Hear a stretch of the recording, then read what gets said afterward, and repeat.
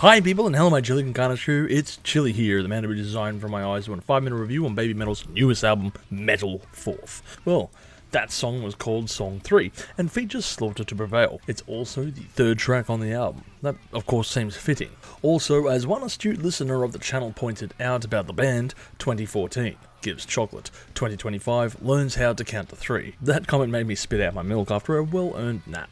Anyway, this song does not follow, of course, the Blur song, but hey, imagine if Gorillaz teamed up with these girls for a rendition of that tune. Could be one of the biggest abominations you could think of or fathom, really. Anyway, back to the land of confusion for a minute, and Metal Fourth is the 5th album the band has made, which makes me wonder, I guess, if this is either a play on words or they can't count past 3. Or maybe it's a reference to the band Genesis, I don't know, but it just seems like a bit of a reach to assume as much. But that would be interesting if they made that parallel, and if so, please use this video as the source of inspiration. Put it on the Wikipedia page and cite this video as reference. Definitely the truth, isn't it? So, Babymetal have been around for a little while now and are certainly not going away anytime soon, despite the initial response from festival promoters some 10 plus years ago. Now, there are certainly those in the metal community who do not consider them as a metal band, somehow. And I guess this really shows the worst of the gatekeeping community, in particular for the metal ones, of course, and those who hate them just because they are considered industry plants. Which, yes, true, it does have some merit, but at the end of the day, who cares? If it's good music,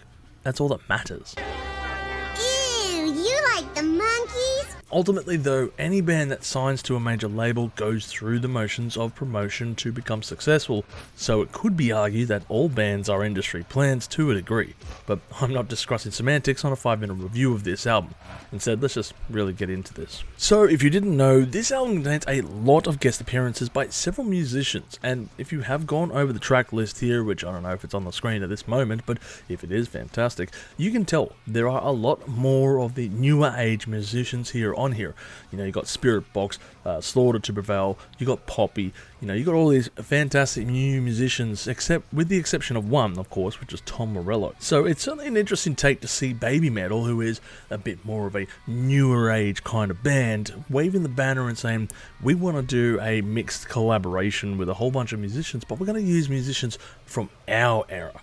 We're not going to take all the older guys and stick them on here like we should, or maybe people would also make that point, but, you know, with the exception again of Tom Morello, then that is an interesting one. It could be even one of the biggest albums that is going to be released, at least in the newer metal kind of community. And yes, there are certainly going to be a lot of haters who, you know, sing negatively about it because, hey, you probably don't like these bands, and whatever, if you don't, that's the end of the day. But, you know, this is probably going to be one of the biggest records that you might see for the next few years in regards to all the talent jammed in on here. However, jamming a whole bunch of big names onto an album does not necessarily mean it's going to be a great record. So let's rattle off all of these guest musicians and the songs that they appear on, with the first being Poppy with the song From Me to You, which I think is a great song. I like it. It's got this really heavy feel to it, and Poppy really adds value to their songs, and it really shows a dynamic shift when she comes into play. Of course, you've got the great ranges of the band, but Poppy just brings the edge to it,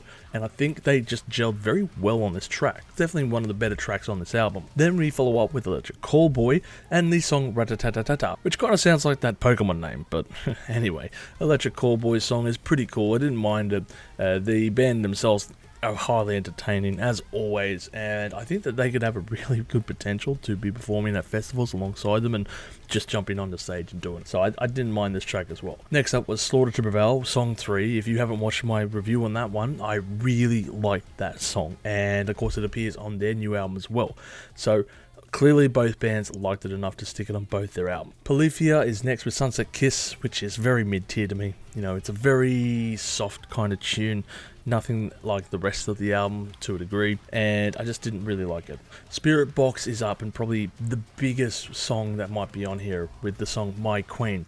It's got to be one of the most anticipated crossovers, I would say, but it falls short of the expectations that were set out. It's a fine song, it's just not a mind-blowing one. And lastly, you have Tom Morello on the song Metal.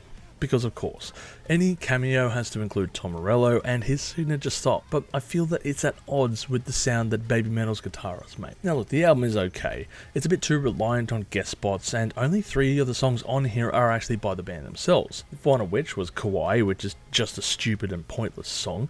Algorithm is the next one, which is fine, but White Flame is the truly great track that they released that was only by the band.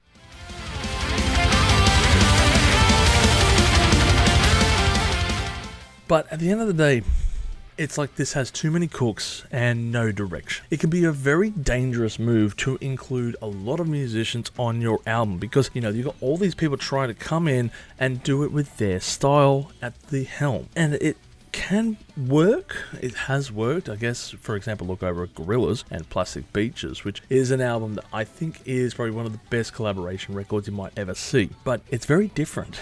It's apples and oranges. So I think there is a lot of maybe miscommunication or just things falling short of what they were trying to do with their sound, but it just doesn't really work. Still, I think Babymetal have done a lot to the metal world despite the haters and stuff that go with it, so I don't really mind this album. It's just unfortunate that despite its short runtime, it's just very forgettable. I mean, the last album they had was meh, and this one just falls short again. So it's really interesting to see that it's 2 missteps in a row by the band, and I kind of have to wonder, are they going to be able to recover from this?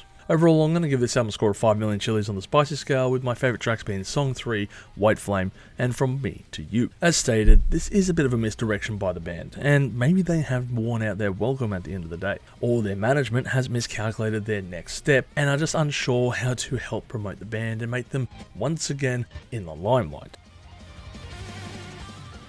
It's been a long time since Babymetal have really been at the forefront of the Twitter hashtags and stuff ever since their inception way back in the day with Gimme Chocolate, but that's because no one had ever seen anything quite like it.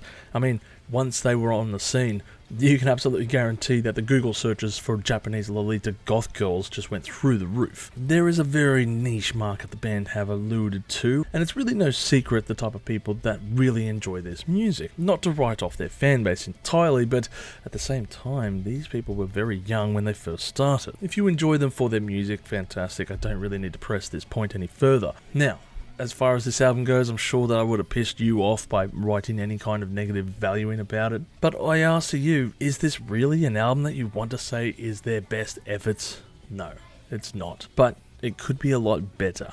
I think the band just need to take it back, kind of strip it down, and just write simple tunes with their band. Because at the end of the day, Babymetal does have a really good backing band. I've heard it. They've even got some solo material out, these musicians that are in the band, which is something that I would suggest. But what they do from here is up to the band ultimately, and I guess we can only watch and see what happens. Anyway, I want to hear your comments on this album, so comment below as always, and don't forget to stay spicy out there. If you've enjoyed this content, make sure to smash that like button, subscribe to us, and stay notified for future music related content because it keeps our manager happy at the end of the day. We are also on Discord, Instagram, Facebook, and all those other social platforms if you want to check us out. As always, people, you have a great day and stay spicy.